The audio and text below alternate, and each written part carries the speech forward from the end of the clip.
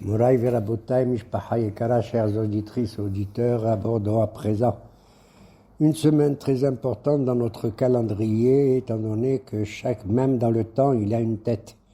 Il y a un début qu'on appelle Rosh Hashanah. Et ceci correspond avec la paracha de Nitzavim. À la suite des 98 malédictions qu'on a lues dans Kitavo, Tichleshanna Vekillotea, Tahilshanna Ubichotea, les enfants d'Israël, ils avaient peur, et Moshe Rabbeinu leur a dit, non, on va lire Nitzavim. Atem Nitzavim Ayom. Vous êtes solides, vous êtes bien debout, vous n'êtes pas tombés, nachon, hein? Vous n'êtes pas tombés malades. Quand Hayom, aujourd'hui, à chaque fois que vous voyez dans la Torah, Vayhi Hayom, et sur n'importe quel événement, il s'agit d'une date bien précise et la plus importante, à savoir, toutes les dates sont importantes, enfin, très importantes pour nous en tant que peuple. Il s'agit de Rosh Hashanah, chaque fois qu'il y a écrit Hayom. On le voit un peu partout dans le Tanakh, et donc, Rashechem, Shiftechem, Kol, Ish Israël, etc. Et Moshe Rabbeinu, il évalue toutes les classes sociales qu'il y a dans le peuple. Rashechem, vos dirigeants, les dirigeants politiques ou spirituels, vos juges, Shoftechem, Rashechem, Shiftechem, Neshechem, Tapechem, tout le monde, hein. Et même ceux qui ont un métier qu'on ne fait pas attention, qui est très important, mais même ceux qui, les pauvres, cassent du bois, c'est dur, c'est pas facile, hein, de couper du bois, et ceux qui puisent de l'eau. C'est-à-dire même ceux qui font une chose qu'en général on ne trouve pas bien, parce qu'on n'a pas le droit de casser un arbre, en général, s'il est fruitier, et ceux qui prennent de l'eau. D'accord? Ceux qui font le bois et l'eau. Donc, ce qui s'appelle boileau, c'est bien, c'est vachement bien. Nachon? Ou la fontaine, lire les midrash de la fontaine, de l'eau. Alors, pourquoi on énumère l'ensemble des classes sociales? C'est pour donner un machal. Quand, par exemple, tu prends un roseau, tu veux le casser, c'est facile, trac, direct. Mais si tu prends plusieurs roseaux en même temps, tu n'arrives pas, c'est très, très dur. Si la Ram Israël est unifié, Rashechem, Shiftechem, Ziknechem, Torshechem, etc., on ne peut pas, heureusement, on ne peut pas le casser. D'accord? Voilà pourquoi, à Rosh Hashanah, on passe tous en jugement et on ne doit pas avoir peur, on ne doit pas être intimidé. D'ailleurs, on peut porter des beaux habits et tout, et faire un repas correct et valable. Certains, ils interdisent même de faire un ta'anit, un jeûne pendant Rosh Hashanah. Sauf peut-être ceux qui font des très mauvais rêves, ils sont perturbés par ça. On dit un ta'anit halom, il ressemble à Esh la Ne'oret, il ressemble à du feu qui brûle rapidement une touffe de laine. D'accord? Mais c'est d'air. Alors donc, on a à la paracha de Nitzavim, quelque chose qui nous rapproche d'Akadosh Baruch Hu, que les Hasidim disent, Meler Basadeh, Dieu lui-même, dans sa haute personnalité, il quitte son harmon, il quitte son palais pour venir vers nous. Vous savez, c'est incroyable. Au lieu que ce soit nous qu'on fait tchouva directement, qu'on va vers lui, c'est lui qui vient vers nous. Alors, on dit, c'est pas possible, merci mon Dieu. Qu'est-ce qu'on fait? Mamlichim oto à Rosh Hashanah. On dit à Kadosh Baruch Hu, c'est toi le roi, retourne dans ton palais, c'est ta place, la plus grande qui soit. Et on connaît ta bonté, même quand tu es dans ton palais. Et on accepte le jugement, étant donné que toi, tu quittes le trône de la justice pour aller sur le trône de la miséricorde, de la rahamim, qui est rahim ab al-banim. D'accord? Alors, on n'a pas peur, à tel point qu'en général, quand on a un problème de justice, on va au tribunal. Qu'est-ce qu'on fait la première des choses? On choisit le meilleur avocat pour qu'il puisse nous défendre. D'accord? Et bien, ce jour-là, non, on ne peut pas. Pourquoi? Parce que même les avocats, ils passent en jugement à Rosh Hashanah, d'accord? Et même les juges dans les tribunaux, le bagatz, ils passent en jugement devant le Kadosh Baruch Hu, d'accord? Donc on n'a aucun avocat, aucun juge. Le seul juge le plus adorable qui soit, c'est Kadosh Baruch Hu, en espérant que chacun, individuellement, il est jugé et il va s'en sortir, Be'ezrat Hashem, comme elle dit la paracha, je t'ai donné la vie et la mort et tu choisiras la vie. Ça veut dire ça. Ce qu'il me dit, le bon Dieu, je te donne la vie et la mort, tu choisis. Il va me dire de choisir la vie. Bien sûr que je vais choisir la vie, oui ou non? D'état. Non, la traduction est la suivante. Ça ne veut pas dire que tu choisiras la vie, c'est-à-dire ou baharta, bahaim. Tu feras ton choix tant que tu es vivant. T'as compris? Il ne faut pas attendre le dernier degré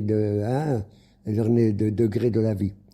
Tant que tu es vivant, tu profites. La vie, elle te permet justement de faire le bon choix. D'accord?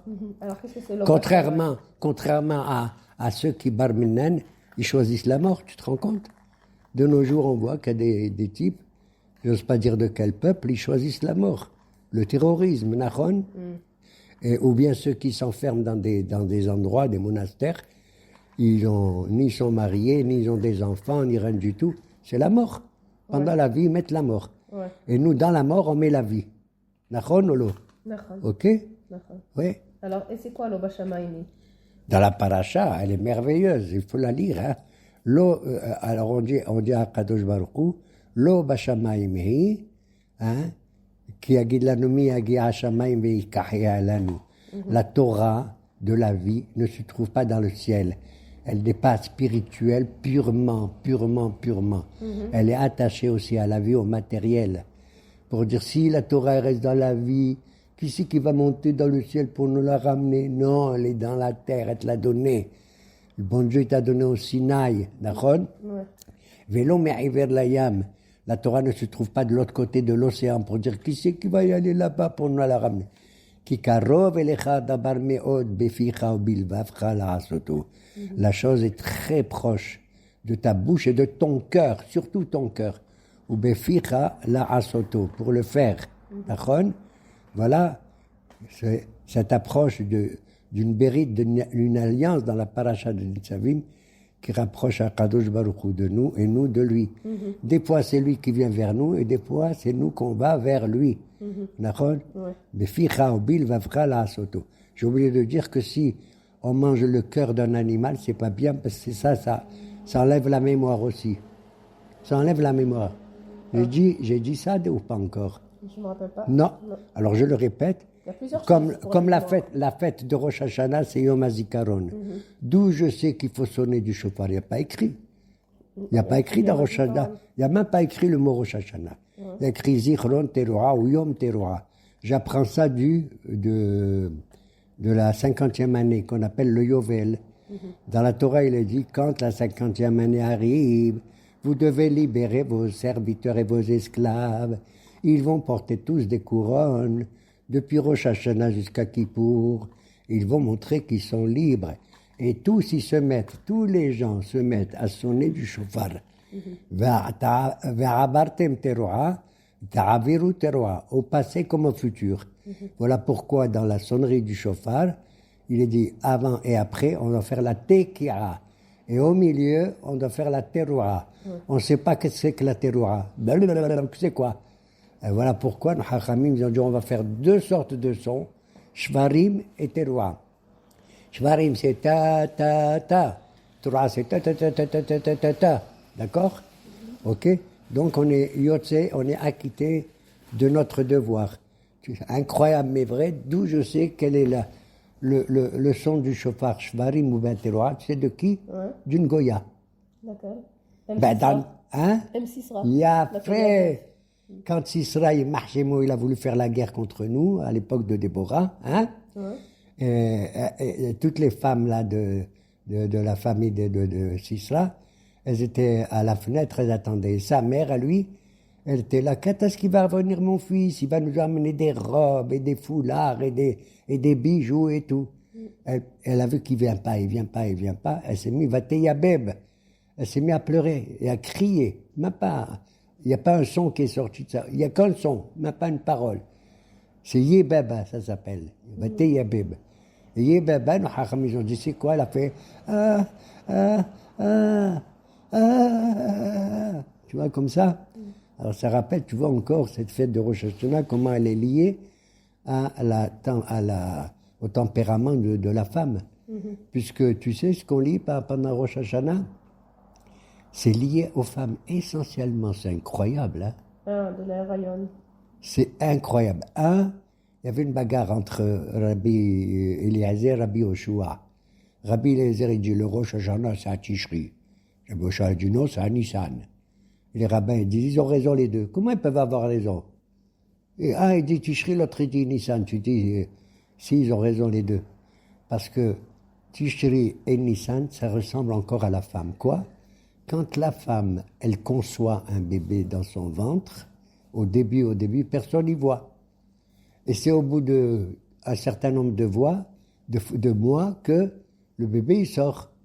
Voilà pourquoi à Rosh Hashanah, dans nos prières, on dit Hayom Harat Olam. Aujourd'hui, c'est la conception du monde. Harat Olam, c'est Herayon. Elle a la conception. Hayom Ya'amil Bemishpat Kol Yetzorei Olam.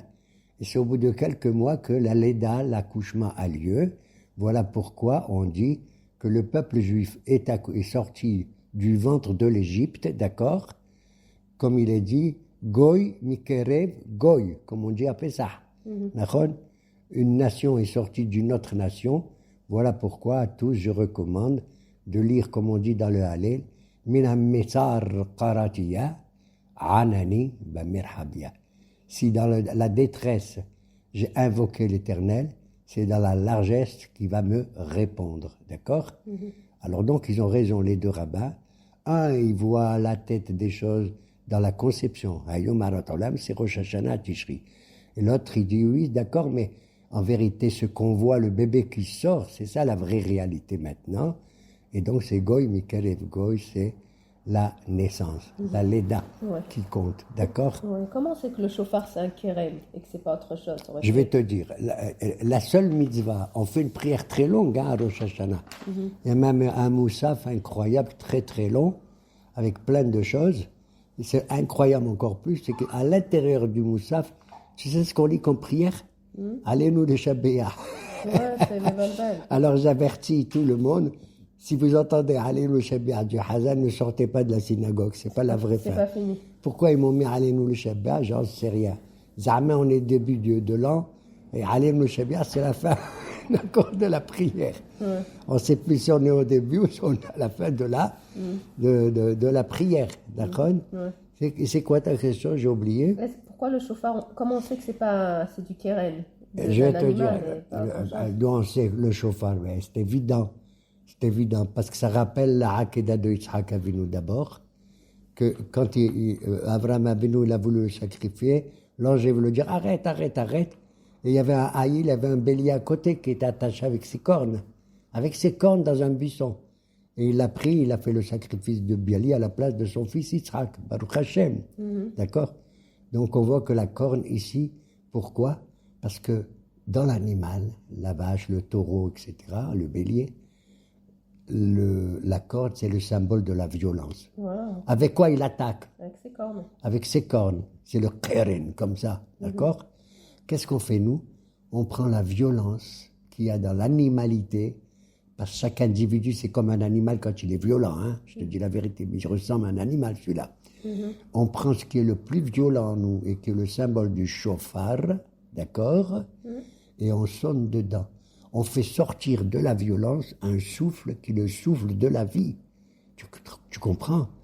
Et on prend cette corne, ce chauffard qui est courbé. Ça veut dire que nous, on se courbe devant Akadosh Baruch Hu, on se prosterne. On doit le tenir dans la main, de telle sorte que au-dessus le haut du chauffard, il y a au moins 8 cm, un tefah, et devant la bouche, il y a au moins aussi 8 cm. Et du côté le plus étroit du chauffard, d'accord, comme à la bouche, c'est le Menametzar du détroit. On souffle, peu importe quel est le son qui sort. Ça peut être ténor ou ça peut être, comment on appelle ça, baryton, hein? Que tu fasses ou tous les sons sont valables. Ça veut dire j'accepte toutes les pleurs, tous les cris de n'importe quel individu comme tel qu'il est. D'accord? Et on fait sortir ce qu'il y a à l'intérieur de notre ventre, de nos poumons. D'accord? On fait sortir ce qu'il y a, c'est la neshama, pour ainsi dire. C'est la lumière intérieure qui sort à travers un air comme ça. D'accord? Comme on dit chez nous, qui ner Adonai Nishmet Adam. C'est le souffle, quoi. La lumière de Dieu, c'est le souffle. Le mot neshama, ça vient de neshima. Kol la neshama te alelia la neshima. c'est la respiration. Et regarde comme l'air, il est gratuit. Il a l'air de rien, mais il est gratuit quand même. Hein. Ouais. Et je crois que c'est le plus important. On ne peut pas rester quelques secondes sans respirer. Tu peux rester sans eau pendant 3 jours, peut-être, c'est dur, mais tu peux. D'accord. Obligé. Et donc, ce chauffard, je voulais ajouter, si tu es dans un endroit, un petit village, et les pauvres ne sont pas très religieux et tout, un petit village, dans un côté, il y en a il sait sonner le chauffard, mais il ne sait pas faire la prière. Et de l'autre côté, il y en a un, il n'a pas de chauffard, mais il sait faire la prière. À quel endroit tu vas y aller? Au chauffard. Là où il y a le chauffard. Hazak, le chauffard d'écouter est plus important. La preuve, c'est que la bracha, c'est Baruch ata Hashem mecholam, l'ishmoa, comme le chauffard, c'est d'entendre le son du chauffard, d'accord? Ouais. Pourquoi? Parce que le chauffard, il est mis de oraïta. C'est écrit dans la Torah qu'il faut sonner le chauffard. C'est pas écrit qu'il faut faire des prières telles qu'on les fait, même la Hamida et tout. Et ça dérache tes votes aussi, le chauffard. Oui, dans la paracha de Nitzavim, il dit éloignez-vous de Shoresh, Pore, Rosh, Velahana, Shin, Pe, Vavresh. Éloignez-vous de tout ce qui est le poison dans l'existence, d'accord? C'est des espèces de poisons qui existent. Et le chauffard, il nous délivre de cela. Ouais. Pourquoi il faut dire le mismor de Ori Veishi? Ah, Hazak ou Baruch. Déjà depuis le début de Elul, il y a plusieurs communautés, jusqu'à Hoshana Rabbin, ils choisissent un mismor précis, que je vous conseille à vous tous, mesdames et messieurs. C'est le psaume numéro 27, qui commence comme ça. Les David Adonai, Ori Vishai Memira. Les David Adonai, Ori Vishai. Mon Dieu, tu es ma lumière, Ori, Vishai est ma victoire, hein, et mon triomphe, et mon secours. Ori, c'est Rosh Hashanah, disent nos Hakamim, et Ishaï, c'est Kippour. Regarde la suite de ce mismor. Kitzpeneni besuko, car l'Éternel, il me protège à l'intérieur d'une souka. Donc tu vois, toutes les fêtes de Tishri sont là, Rosh Hashanah, Kippour et souka. Voilà pourquoi on lit ce mismor. Et je vais donner un petit siman, pour ainsi dire, mignon comme tout. C'est comme si tu avais fait tous les commandements de la Torah, d'où je sais. Parce que Shofar, Shin, Vav, Peresh, quelle est la gematria? 586. Et le Mizmor, c'est quel numéro? 27. Ouais. 586 plus 27, ça fait combien? Nous? 613. Bravo! Aïe, aïe, Yaldaji. Moi, t'es comme Batachar Déborah, toi, tu es merveilleuse, ma Déborah. Ça fait en tout 613, c'est comme si tu fais les 613 commandements. D'accord? Mamache, les 613 commandements. Voilà.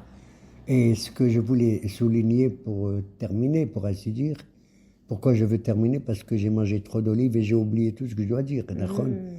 Alors, je sais pas, il faut Tu as que... mis tes habits sous le coussin? Non, il faut que je mange ou un millefeuille ou des croissants. Bon. Beaucoup de l'huile d'olive. Mais non, parce que celui qui perd la mémoire, je vais te dire. Tous, ils font des mitzvot et tout pour retrouver la mémoire. Moi, pour retrouver la mémoire, c'est quoi? C'est le souvenir. Ben moi, je vois le sou venir. Dès que je vois le sou venir, je retrouve... Fais-nous quand même un peu de simanim.